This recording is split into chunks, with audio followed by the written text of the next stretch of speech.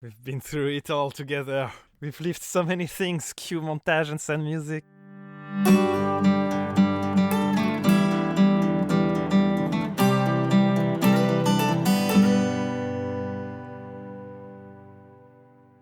Let's start, as usual, by reviewing all the comments and questions that people left on Twitter, YouTube, or Reddit at Not Daily Podcast. Yes. I didn't have a lot of comments, but I had a long discussion with Alan. Mm-hmm. So last time we talked about MMORPGs and wondered where they went, essentially. Why are they not in the news anymore? And what's so hard about making an MMORPG? And that's how the conversation with Alan evolved. Because quickly we ended up concluding that an MMORPG is actually two quite distinct games, right? You have the leveling phase where you exploring the world, etc., and you have the high level phase where everyone's max level, where the stakes are completely different. People don't play the same thing. So in a sense, when you're designing an MMORPG, you're really designing two games, and I feel like people rather focus on one or the other, and that's how you get instead of leveling, you get Breath of the Wild or GTA or whatever, and instead of the high level, you get MOBAs like League of Legends or CSGO or whatever. What do you think about this framework? That's a good point, to be honest. But you could think about what's killing me about that is you could think about a game that is only focused. Well, I mean, level up, you can't really do unlimited level up, I guess. But it would make more sense to do what they're doing right now, basically. Because, for example, I know that you like leveling up and discovering new skill and that sort of things. I kind of like both. It depends on the time. You know what I mean? Sometimes I prefer to level up and sometimes I prefer to do other stuff. One MMORPG that do it well is Guild Wars. And I know that you don't like the leveling up on Guild Wars, but well, no. What I don't like on Guild Wars is the gameplay per se. I don't mind the leveling up. But yeah, they have a scaling down thing where you can go into smaller zones with high level characters. Yeah, exactly. So you can be super high level and you can still get stuff done at a very, very low level zone, which is kind of nice because you can still explore. There's a lot of zones that you never go when you're low level to get experience, just because it's a massive world, and so you can get back when you're a bit higher level just to explore and get some sub quests done. Well, maybe it's too much of a challenge, and game studios prefer to be more specialized, and that makes it easier to develop. And yeah, there's also another split, because you have the split between the leveling phase and the high level phase, but there's also the PvP versus PvE, and so essentially you're designing 4 games at once, or even multiple combinations thereof. So maybe studios rather focus on a small element and lose the not try to do a behemoth that does everything at once. I don't know. I've mellowed down since the last time. Maybe it's not so bad if we have games specialized and not a big game that tries to do it all. That's what's nice as well, because then PvP and PvE is very, very different gameplay. I don't know, at least on Guild Wars, there's these 3 main things, which is PvP 5 versus 5, which kind of look like a MOBA. There's this big guild versus guild things that very much look like PvP in an MMORPG, and there's completely PvE experience. And I feel because your skill kind of translate between all of these experience, but still being in the same game, you still keep something super interesting that doesn't exist in a normal MOBA or in a normal adventure game or that sort of thing. Yeah, so in a sense, this MMORPG becomes more like a platform than a unique game, right? A platform from which you do all kind of different activities. Why don't they do that though? Because it's really hard to do all the activities well at once. No, but you could keep your character in multiple games. Yeah, but then you have to do multiple games by the same company or be interoperable, but that doesn't work with capitalism. No, but you could do Blizzard is EA, no? Activision. Blizzard is Activision. So Activision Blizzard could do one character for multiple game. I mean, it's massive. Or Ubisoft could do it as well. They have massive license. Yeah, Ubisoft could do it as well. But so I guess the reason why they're not doing that right now is because since they have different games, they want them to be very distinct so that people buy them. instead of buying only one? I don't know, like you would buy a lot more if like you had one character. Yeah, the engagement on 10 years having the same character in multiple game. Like you would want to buy some stuff for him. Yeah, I mean, it makes sense. It's such a tremendous investment, though. But if someone manages it well, maybe it would set a good example.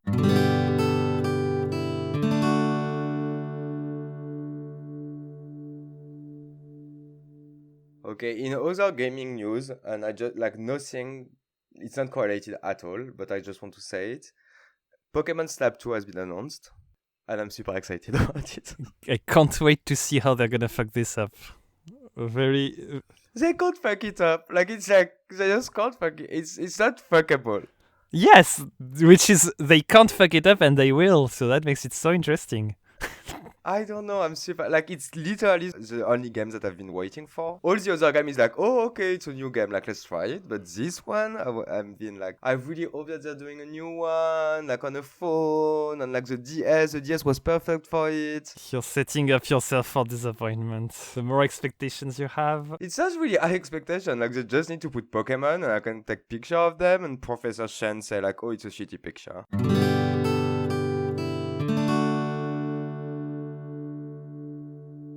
By the way, Vlad, I've been meaning to ask you if you know a little bit about dreams and cognitive science vis-a-vis dreams and psychology and all this kind of stuff. A bit. Because I've noticed something pretty weird / cute / I don't know, interesting in a recurring dream that I'm having recently. Yeah. So I should preface by saying that I've been trying to have lucid dreams for like as long as I'm aware of it, like years, but never been really successful. But so anyway, yeah, I've never really managed to lucid dream, but I do keep a certain awareness of my dreams and a fascination for the topic. It helps with my dream recall, for instance. I remember my dreams more. And so in this vibe, I've noticed that lately I'm dreaming a lot about a dead relative who is dead. Okay. Who didn't die recently.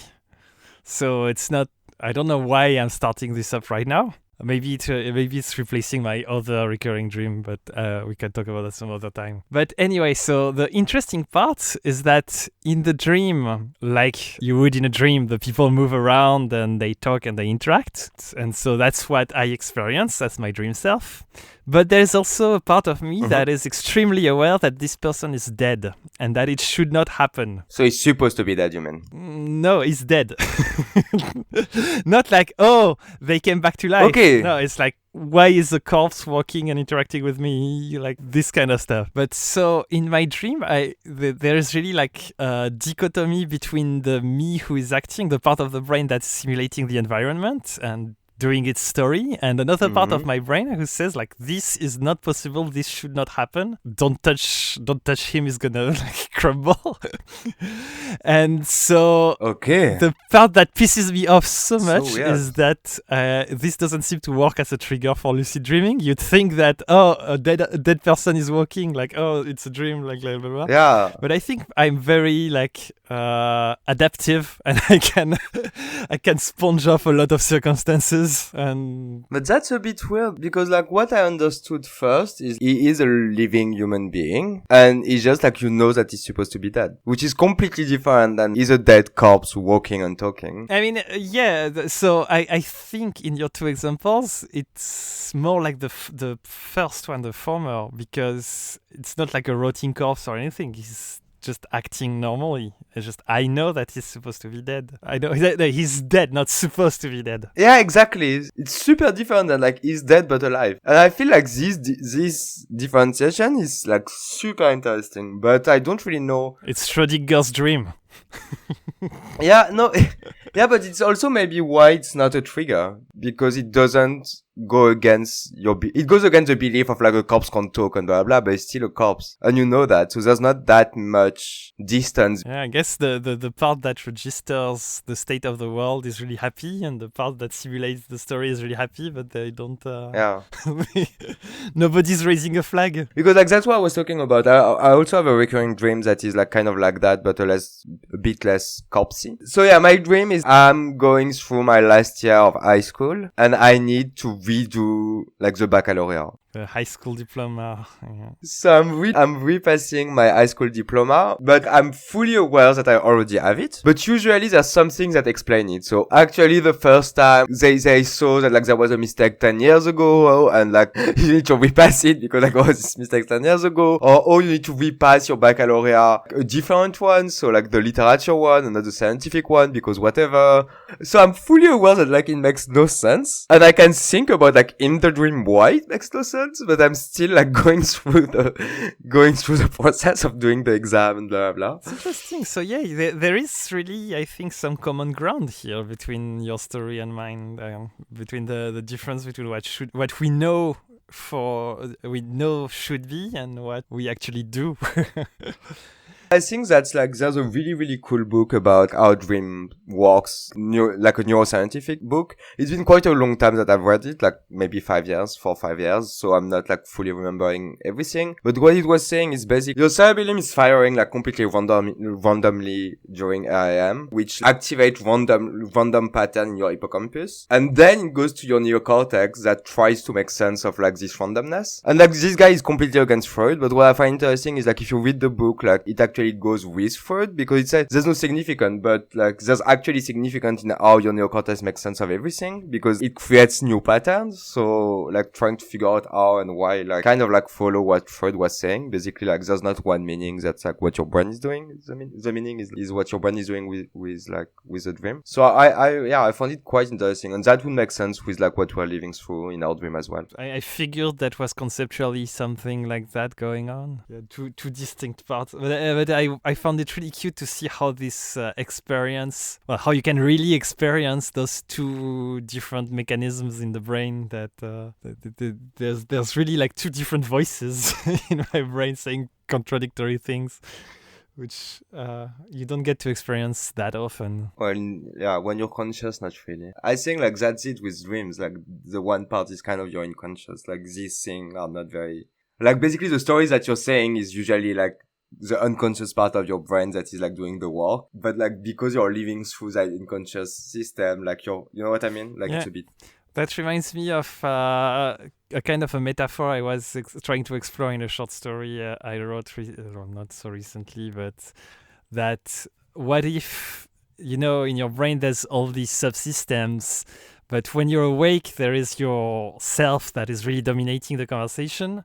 But when your self is off at night, you can really see some of these subsystems act up. And I was thinking of it in the way that during the day, because of the sun, you can't see all the stars, but they're still here, just overshadowed. And so, in fact, maybe there's still these subsystems crying in the background, but I don't hear them.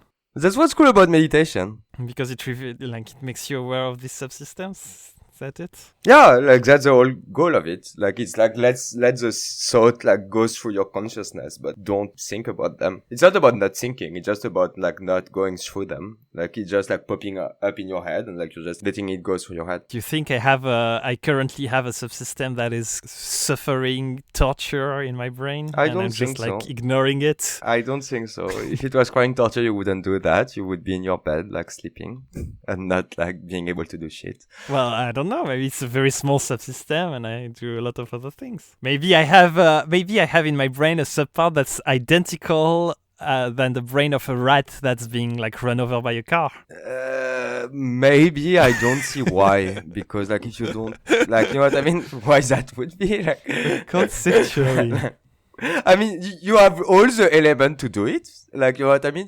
We could do that. Like, theoretically, like, why not? But I'm really not sure why. Okay, so let's leave it at I have a potential tortured rat in my brain.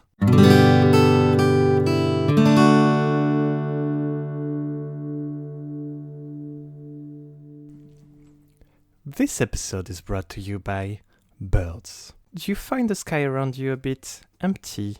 Is the atmosphere somehow lacking? Why not try to put some birds in? It's sure to be a treat both for the eyes and the ecosystem. Let's talk about killing some dead rats. Oh yeah, that's a great transition. We can say like, oh, and as a transition to come back to video games, let's kill some dead rats in video games. So let's come back to video games with a question that kept my mind busy lately while I was either playing video game, watching video game, or designing video games, especially the last one. I guess we'll come back to that maybe, but it's like what makes you care about the NPCs essentially? Like, let's drop NPC about the character. What gives value to characters' lives? What is sad about the death of some characters that are main characters, and not sad about the death of people you kill in Call of Duty by millions or whatever? And so I guess we can start at that, and I have the follow-up question after. I think like the first game that we should talk about and the first experience, like I've just played for this podcast, like for this specific episode, I've played Undertale. Oh, research. And Undertale, I played Undertale because it feels like all the reviews that I was reading was about how likable the characters are. Yeah, exactly, and like how like killing people and not killing people was kind of the whole experience of Undertale. So I was thought that it would be a good thing to have played that game for this podcast. It's true that Undertale is a work about empathy for characters, so it is completely topical vis-a-vis that question.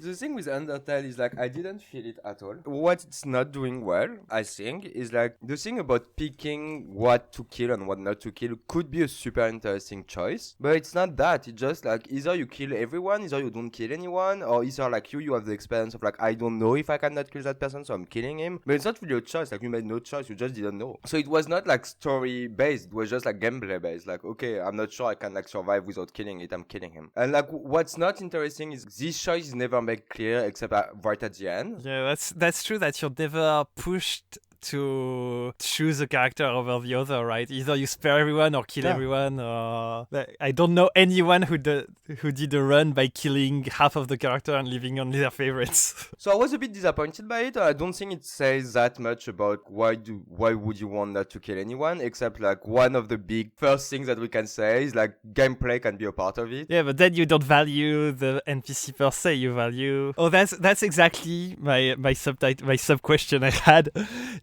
So the sub question is the value in the character itself or in the consequences of hurting them? And so the gameplay approach is you don't value the NPC per se, you just value the gameplay consequences of But isn't that true about life though? What? Yeah, I mean, isn't that true about real life? It could be. I don't know. It's a good question. Would you kill everyone if you had no consequence? I don't think so. There's some people you would like leave alive. Okay, you wanted to talk about Animal Crossing too?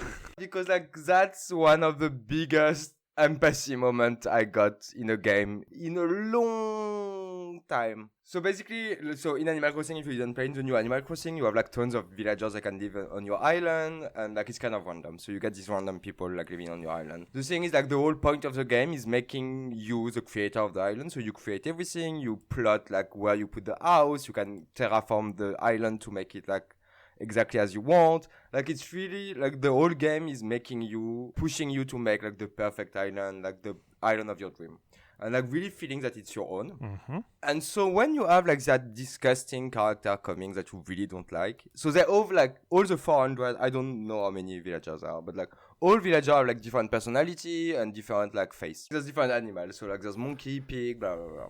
And there's this disgusting kind of bear that is like useless always useless comments like, hi, it's raining, cool, like your life is cool, like just leave me alone. So I just wanted him to leave, or her, I don't know, whatever.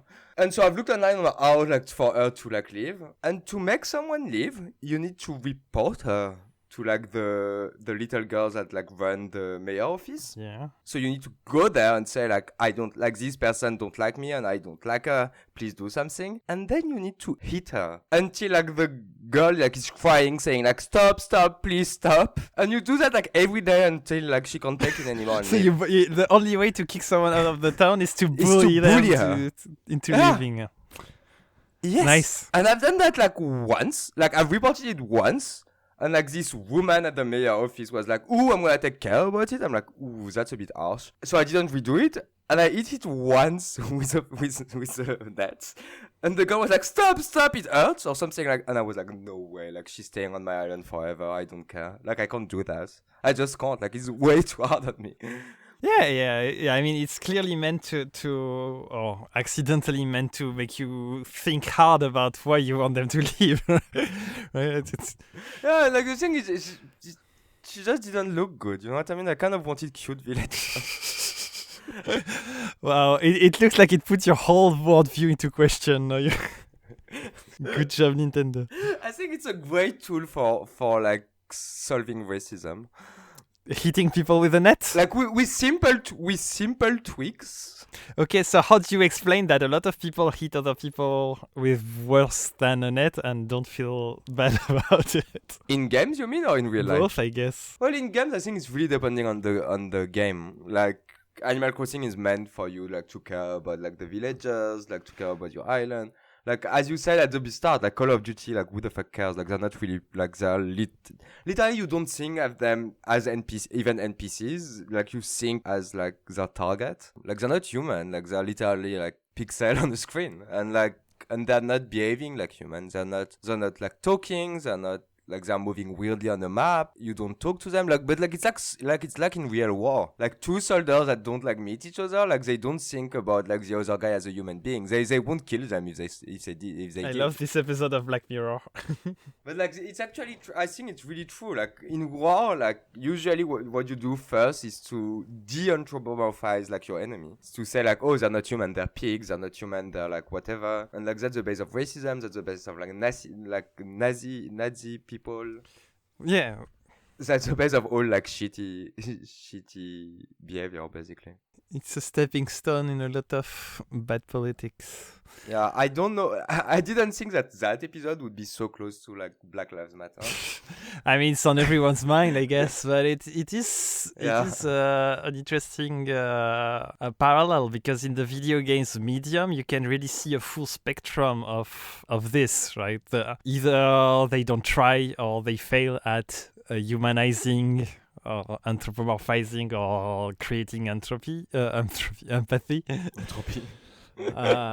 And you can see some cases like your Animal Crossing where it's really well done, and some cases where it completely fails. But because they're not trying, I think. I don't know. So maybe I should go back I should tell you about the game that sparked this question to answer. So maybe it will bring an answer. I don't know.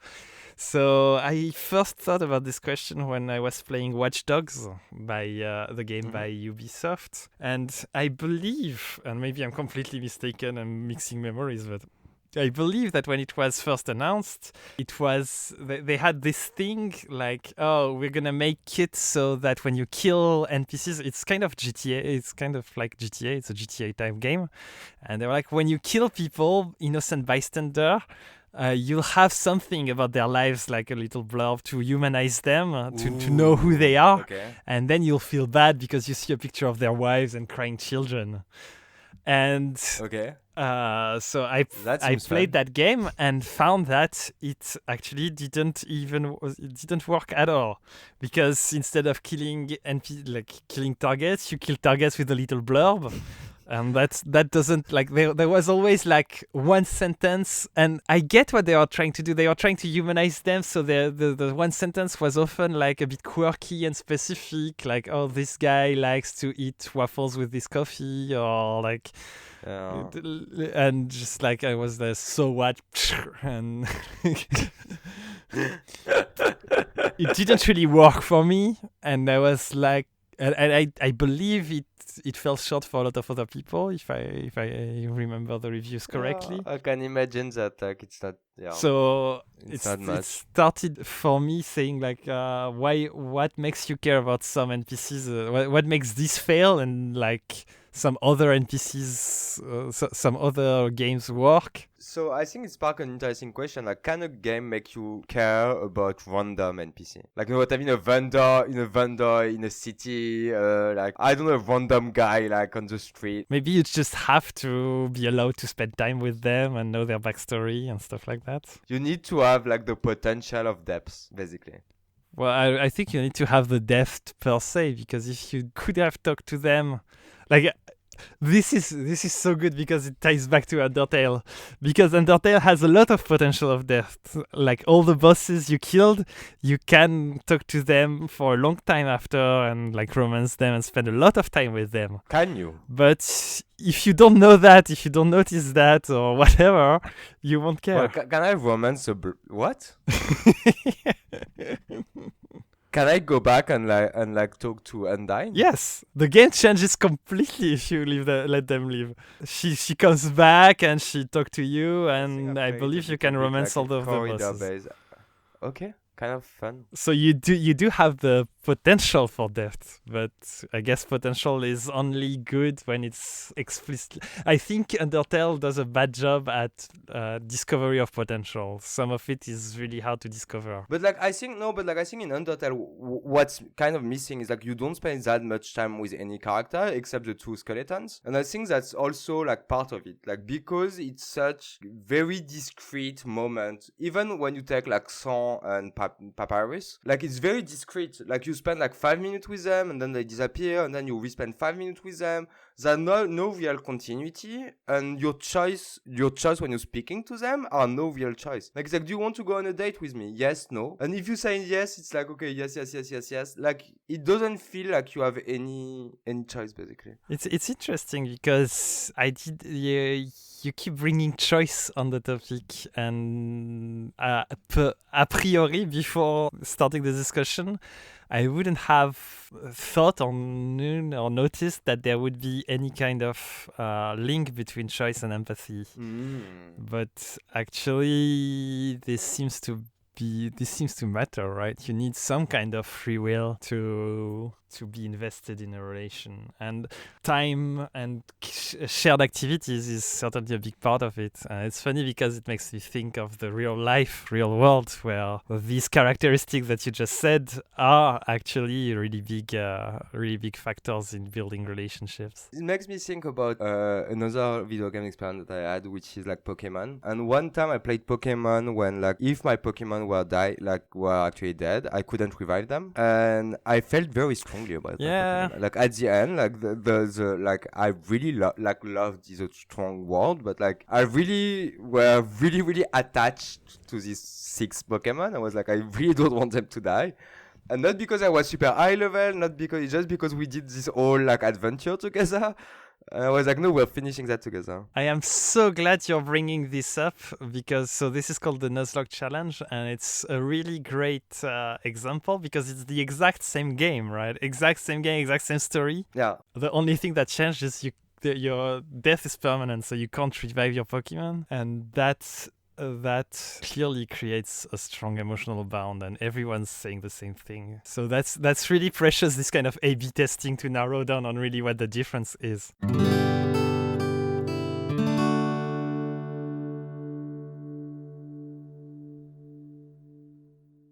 This episode is sponsored by Not Daily Podcast. Are you starting a small personal project and have no one to sponsor you yet? Why not try sponsoring yourself? Okay, so similarity is important in empathy, but then my question is, when you're in a video game and you're doing you're building empathy and relationship through doing stuff together, what if the character strongly disagrees with you? Can you still have you can probably still care about them and have empathy towards them. So then it's not about similarity anymore. It's a different... That's true, but like I think it depends on the game. Like if it's a very narrative game that takes more cue from like cinemas and like for video game, if you take Final Fantasy like 10, the story is going to happen that way, and like you're just running, killing monster, and then like there's a cinematic, and the story is that way. Dot. You can feel very strongly about the story because it's literally like cinema. Then you're not trying to be the character. You make no choice whatsoever. It just let me be like that weird character that is not me, and like let's live the story through their eyes. But when you introduce any sort of choice, then like it makes you the actor, and like if you can't act the way you want, then it kills the story. Or then you need to make it very clear that okay, like you're role playing a character that like kills everyone, so now like you can role play that way, and like the choice is for this kind of character. But don't let me think that I have free will if I don't. You know what I mean? Yes. I'm still puzzled between this relationship between free will and the empathy for other characters, though, because yeah, because it's not true for cinema. yeah, it's not true for cinema. So why? Are you sure that you don't care about? No, but like what I'm saying is like either you do a cinema game, which is fine, which is like a lot of JRPG, a lot of gamers that way. Like a lot of gamers are really like cinema with gameplay. Yeah, so you're saying that there is two kinds of caring essentially. Yeah. The cinema kind where you based on projection, and the video game kind based on common choice and experiences. One sort of game is having an experience like as a first player, meaning you are the person in the game. And the second kind is something else is the person of the game, and you're just watching him doing it. But basically, like the gameplay is just a fun way to live through a story. And so you relate differently to the character depending on whether you're watching a story or living a story. I think so, yeah. Okay. Well, it's probably more like a little bit of both. It's a continuum, but I think the continuum can be broken. I don't think it's that much of a continuum, to be completely honest. So I think a good example to summarize my feelings on the topic is the difference between Western RPGs and Japanese RPGs, because Japanese RPGs kind of never let you choose the main character and project you in a story, like you said, in a very narrative way, in a very cinematographic way. Whereas Western RPGs are really about like you design your character, you pick the race, the name, etc. But as a result, like you can't make a very tailored story because you don't know what the protagonist is gonna be. You don't even know the gender, the origin, whatever, the name. You know nothing about the protagonist. You want to keep it like bland for people to project themselves, and as a result, the story really well. I'm gonna say really sucks. I can't relate to the story. You can imagine that for an author, if you don't know anything about the character or anything about the character's past or anything, there's very little meaningful character development that you can bring to the table. So that just like by definition. So I definitely found my place in that spectrum. And so you were saying about JRPGs? And so JRPGs like kind of shoehorn you into characters that they built, but then they are in control of the narrative. And I think it's a lot better to create empathy because you can write about the past, about the relationship between the characters because you know who they are and what they are like. So I don't know if we solved the question, but I think we probably brought an interesting framework to analyze the question in, I guess. At the very least, I hadn't thought of the importance of choice in the empathy building process. So, but the question on what's the value of an NPC life? Well, the value is either obvious on a gameplay perspective because you kill the boss and you can't do your mission, and what's the value? 10 gold. 10 gold. I mean, that's for another podcast. Like. Another episode. What's the value of a life? So yeah, either you have the value of the gameplay wise because you fucked up your mission and you fucked up like all the time you invested in it. Oh, I should have talked about Nier Automata. Well, anyway. Or you have this this empathy that is the same as when you read a book or see a movie, which is the empathy at which Watch Dogs fail, right? Yeah. And that's why playing Watch Dogs, I was like, oh, is the NPC in the mission the only one I care about? Well, yes, because fails cinematographically. That's a good conclusion. Well, summary. More than conclusion. Yeah. Okay. I think there's probably more to be said on the topic and a lot of approximations. So I'm very eager to hear from people at Not Daily Podcast on Twitter or Reddit or YouTube or gmail.com, because every time we finish an episode, I feel a bit like unfinished, you know? Yeah, clearly. But like this one a bit more than usual, I guess. You say that every time. We both say that every time. But that's why we have the follow-up section, so that we finish Yeah. with everyone, because this is not just the two of us. This is a community thing. Huge community that can put 5 star on iTunes. Thank you. But that's why we also need to leave it a bit open for discussion, so that we have the discussion.